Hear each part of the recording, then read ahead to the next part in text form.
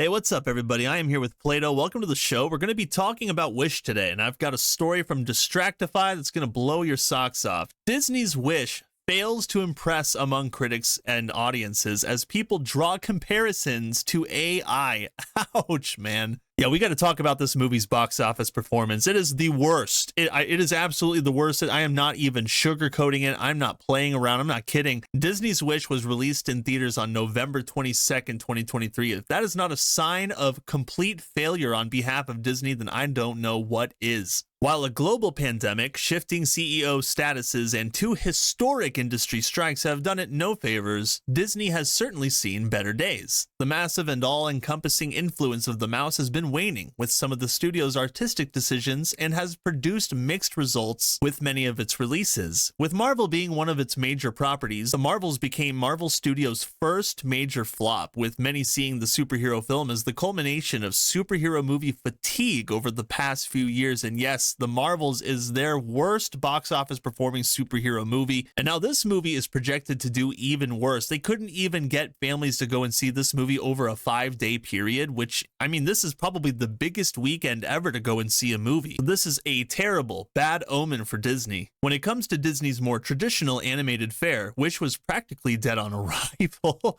the 2023 film follows 17-year-old Asha as she strives to save the kingdom of Rosas from impending darkness while the nefarious King Magnifico rules over the people's wishes within the kingdom. By the way, I saw this movie over the weekend. I was bored out of my mind. It is the most unoriginal piece of trash that has come from Disney, and I'm telling you now, if it turns out that it was written by AI, including the songs which were garbage, I would not be surprised in the slightest. I'm telling you that right now. It's the worst songs, the worst dialogue. The animation just looks terrible. It's not worth spending your money on this movie. The film received a bad rap from the moment it was announced, and many believe that those initial concerns were justified. Here's why people were quick to hate on Disney's Wish. As part of the 100th anniversary of Walt Disney Pictures, Wish was meant to act as a love letter to the film's golden era of 2D animated feature films. As such, the film employs a blend of traditional 2D animation as well as computer animation. So they tried to blend the two together, and yes, it does not translate well to the screen. I think at nighttime, some of the scenes looked okay,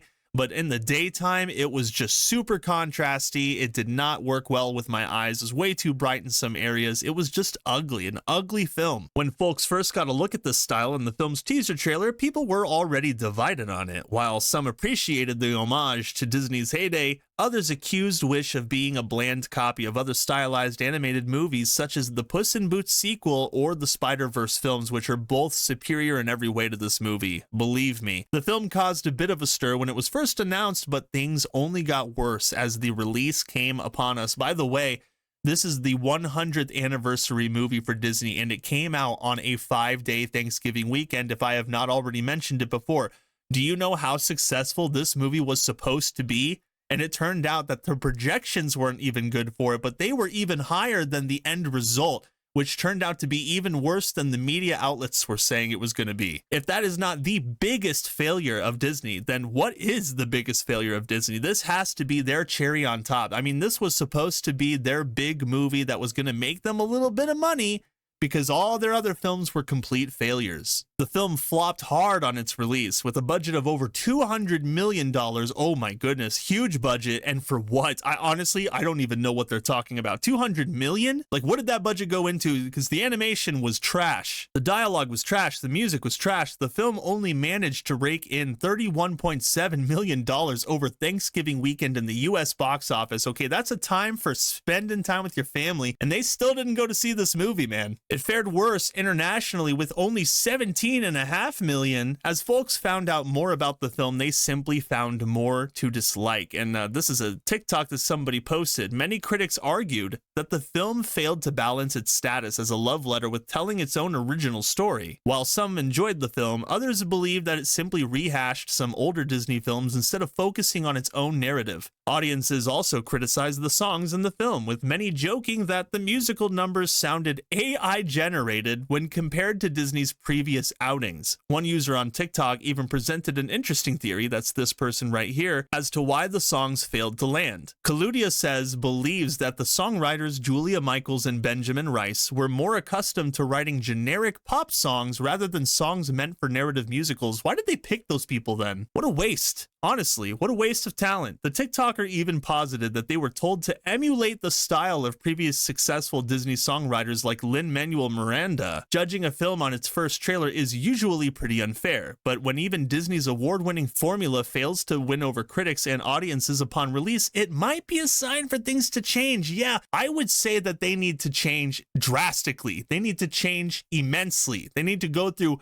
so many changes. They need to shuffle the entire organization, get rid of Bob Iger. They need to fix their stuff because they're going down right now. I'm pretty sure that Disney's just continuously going down the drain no matter what happens now. It will take a miracle for Disney to come out on top again because they are not number one anymore. These guys have had so many flops. I think the Marvels and Wish in the same month, both flops. Okay, you also had The Dial of Destiny. Okay, The Dial of Disaster. That movie was a complete flop too. Lightyear, that was a flop.